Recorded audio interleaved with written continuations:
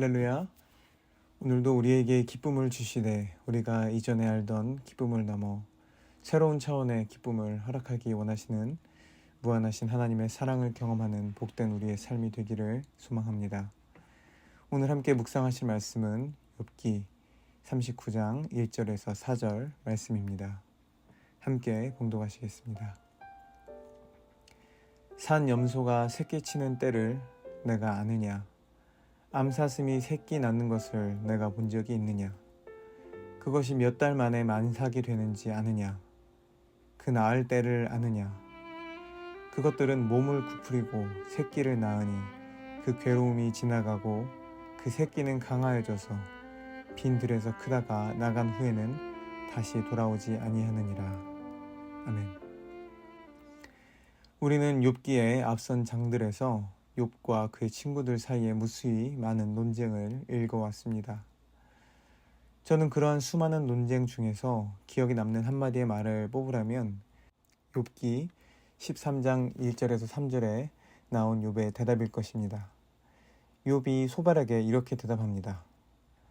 나의 눈이 이것을 다 보았고 나의 귀가 이것을 듣고 깨달았느니라. 너희 아는 것을 나도 아노니 너희만 못하지 않으니라. 참으로 나는 전능자에게 말씀하려 하며 하나님과 변론하려 하노라. 욥의 친구들은 사람의 눈으로 본 것과 귀로 듣고 깨달은 것을 근거로 욥이 회개해야 한다고 말했습니다. 그런데 생각해보면 우리도 그럴 때가 많이 있을 것입니다. 우리가 하나님 앞에서 회개해야 한다고 생각할 때를 기억해 보시기를 바랍니다. 우리는 우리가 머리로 이해한 것을 가지고 판단을 하고 우리가 스스로 회개해야겠다고 생각도 하고 또 때로는 다른 사람들을 보며 저 사람 회개해야겠네 라고 생각도 합니다. 그러면 제가 지금 말씀드리는 것은 우리가 말씀을 읽으며 이해하고 받아들인 그런 이성적인 생각과 판단이 아무런 쓸모가 없다고 말씀드리는 것일까요? 아마도 그렇지는 않을 것입니다. 하지만 적어도 우리가 말씀을 읽으며 묵상할 때 우리가 얻기를 기대해야 하는 것이 우리의 머리로 이해하는 것에 제한되어서는 안 되며 말의 지혜로 설명할 수 있는 것 그 이상이 되어야 함을 욥기의 말씀이 전해주는 것이 아닐까 생각해 볼 필요가 있다는 것입니다. 왜냐하면 우리의 논리적 이성의 한계 안에서 이해하는 것은 필연적으로 나 자신을 포함해서 누군가를 정죄할 수밖에 없기 때문입니다. 한계가 있는 인간의 이성의 운명이 아마도 그럴 것입니다. 그에 비해 한계가 없으신 하나님의 지혜는 우리를 하나님의 무한하고도 신비로운 그 하나님의 나라로 우리를 초대하고 계실 것입니다. 우리가 욥에게 주시는 그 하나님의 창조에 대한 답변을 들으며 우리는 우리가 다 이해할 수 없는 그 창조의 본질에 마주하며 그것을 느낄 수 있을 것입니다. 사실 우리가 다 이해할 수 없는 세계가 우리의 눈앞에 펼쳐져 있지만 우리는 무한하신 하나님을 찾고자 하는 그 눈을 통해서만이 그 세계에 한 걸음 나아갈 수 있음을 우리는 욥에게 주시는 그 하나님의 대답을 통해 확인하게 됩니다. 우리가 다 이해할 수 없는 세계, 우리가 모르는 세계는 우리가 인지하지 못하는 사이에도 여전히 이 땅에 공존하고 있습니다. 오늘 말씀에서처럼 우리는 산 염소가 새끼치는 때를 모릅니다. 또한 암사슴이 얼마 만에 만삭이 되어 어떻게 새끼를 낳는지도 모릅니다. 그러나 하나님은 이 모든 것을 창조하셨고 다 알고 계십니다. 어쩌면 우리는 이러한 것들에 관심조차 없을지도 모릅니다. 그러나 중요한 것은 하나님께서는 우리가 이해할 수 없는 이러한 창조의 세계를 욥에게 주시는 대답으로서 말씀하고 계시다는 것입니다. 그리고 어쩌면 우리에게 더 중요한 것은 이런 하나님의 대답을 듣게 한 그 하나님을 향한 욥의 솔직한 항의가 우리에게 필요하다는 것입니다.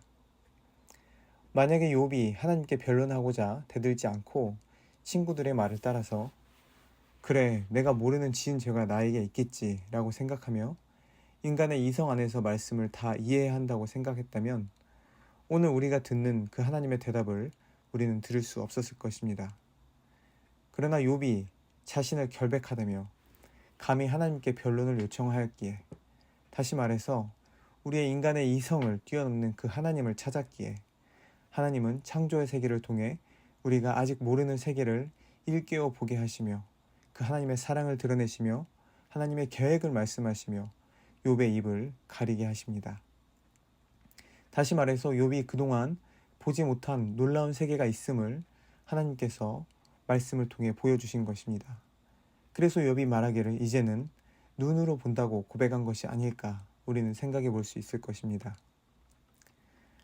사랑하는 형제 자매 여러분, 우리는 그리스도의 십자가의 대속의 은혜로 우리의 모든 죄가 사함을 받았습니다. 그리고 우리는 그것을 믿고 있습니다. 그러나 우리는 여전히 때때로 여러의 죄를 지며 살아갑니다. 하지만 우리가 어려움을 당했을 때 우리의 연약함에도 불구하고 단지 나의 과거의 잘못을 회개하는 것을 넘어서 우리가 욥과 같이 당당하게 왜 이런 어려움을 허락하시는지 하나님께 물어야 하는 이유는 하나님께서 아직 우리가 알지 못하는 세계를 우리에게 드러내 보여주시기를 원하시기 때문일 것입니다. 만약 우리가 여전히 우리의 연약함에 얽매여 지난 과거만을 후회하며 회개하는 것으로 우리의 신앙의 성숙함을 이루고자 한다면, 혹은 행위의 완전함으로 하나님의 사랑을 우리가 표현하고자 한다면, 예수님께서 십자가에서 고통 가운데 죽으시며 우리의 모든 죄를 사해 주신 것에 그 의미가 사라지고 말 것입니다. 그러므로 우리는 나 자신이나 혹은 누군가의 어려움을 보며 혹은 연약한 모습을 보며 단지 말씀의 순종함으로 우리의 행위를 고쳐나가야 할 것으로만 생각할 것이 아니라 우리가 함께 하나님의 나라의 새로움을 향해 나아갈 수 있기를 도모해야 함을 오늘 욥기의 말씀이 전해주고 있습니다.